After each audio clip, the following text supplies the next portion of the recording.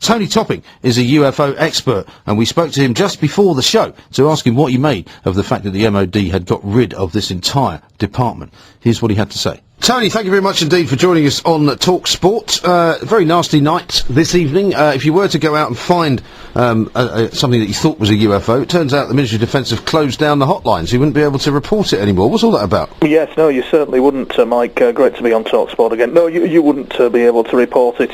For hardened veteran researchers like ourselves, who've been on the receiving end of what goes on behind the scenes, on the surface, and to all your listeners, it's a cost-cutting exercise, which it probably is. However, if you were looking at people who have military and intelligence experience, they would actually tell you that they actually don't need a reporting desk because the internet is doing all the reporting for them. Right. So all they need is a computer, obviously the software to monitor, and everybody on the internet is doing the job for them. So there's no need really to have that expenditure.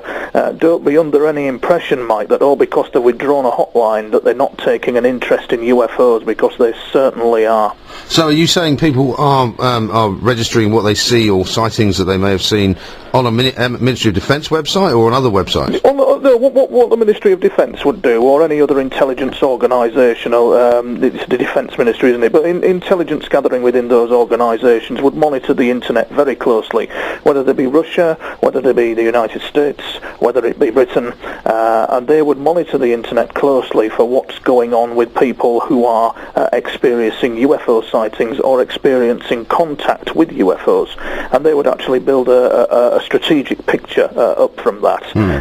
So basically, the people who are having contact with UFOs or UFOs being reported are still closely monitored by government, most definitely. Right. I mean, they made some rather strange assertions when they announced, in a rather, shall we say, quiet way, that they were shutting this hotline down. For example, this is one of the things that they said. In the last 50 years, no UFO report has revealed any evidence of a potential threat to the United Kingdom. The Ministry of Defence has no opinion on the existence or otherwise of extraterrestrial life. That's rather surprising, isn't it? Yeah, it's the usual patter from the Ministry of Defence. I'm sorry to what's the word I'm looking for, Mike? I don't wish to sound beginning anyway, but there's some researchers like myself who've been through the mill with all this. We're veterans at it. We know what goes on behind the scenes, and it's the usual kind of PR buzzword that they'll come out with. The MOD and agencies within it and agencies within the UK closely monitor UFO activity. They take a very keen interest in it, and behind the scenes there's a lot of goings on within the military and government, including the current US administration, regarding disclosure of the UFO phenomenon to the world at large. And I have a YouTube site actually, and for your listeners, I just uploaded an audio clip on my YouTube site from Dr. Stephen Greer, who was giving an interview last month to Exopolitics Radio regarding the situation with the Ministry of Defence and the United Kingdom and UFOs. And the situation is all about a controlling group of people who control this information that are unelected and unaccountable, and that's kind of like the situation that we're in, and they seem to, for some reason, want to not disclose this information for defence reasons, strategic reasons, anything they can to prevent disclosure to the world at large of the existence of UFOs. But if that was the case, surely they'd be better off having a hotline, wouldn't it? So that because if anybody obviously posts something on the internet, then they can't control that. Whereas if they have a hotline, presumably people could just ring them and they don't tell anybody else. Yeah, I see where you're coming from, Mike. I do see where you're coming from. I'm not sure, in all honesty, how to answer that question. The thing is that they monitor very closely internet activity to do with UFOs. Most G8 countries actually do, and they can then draw a picture as to what is going on. The problem they face is that any cabal, which is what they are, international cabal or cartel, that wishes to control this information, cannot control it because people are being contacted by these people behind these objects regardless of whether they like it or not, and this seems to be going on all the time. The conflict appears to be, Mike, with regards to abduction research, and are they hostile or are they not? Not the fact that they exist or they do not exist. At another level, it's all about, yes, they do exist, but what are they doing?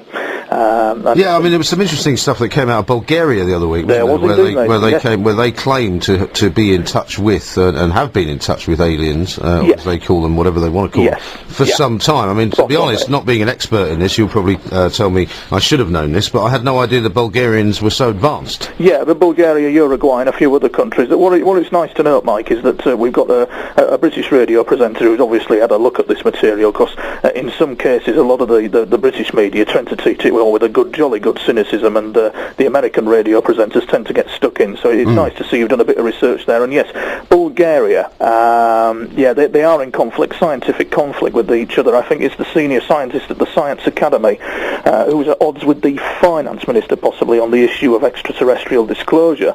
But even so, the interview Dr. Greer gave, he was also commenting about one G8 country, but he wouldn't identify who it was, that's wanting to disclose this information. But once again, they're getting blocked by these mysterious cabal of individuals that are intent on preventing this for their own sinister and probably militaristic agendas. Presumably these people you speak of are military people rather than just civil servants. They could be military, they could be a cartel of individuals from military, banking and petroleum that form this kind of cabal of people who have their tentacles within the Nazi research of World War II. So it's like the scientific foundation, that knowledge base that was created within the Third Reich is then transferred into America, Britain and other countries under the premise that if Russia or our enemies, the United States, said get hold of these Nazis and their information, then we are put at risk, so therefore it's best that we recruit them. And this knowledge base has permeated UFO research, polluted it, sinisterly kind of twisted it, so the picture of what goes on is distorted, and persecution of UFO researchers is a fact, Mike. It actually does go on. I mean, you certainly made something of a leap there from the mysterious forces of the Ministry of Defence all the way back into Nazi Germany, which I'm not sure I've quite taken hold of. But what would be their purpose, all of these? Are you suggesting that there are a group of people who are sort of interlinked around the world with a common purpose or something like that? Yes, indeed so. And there's a possibility, and this is only a possibility, Mike, and a perceptive question that was. The possibility is that within the MOD, at one level there will be a cover-up for the MOD's reason, but at a higher level there'll be another cover-up for somebody else's reason, and it's like layers of an onion.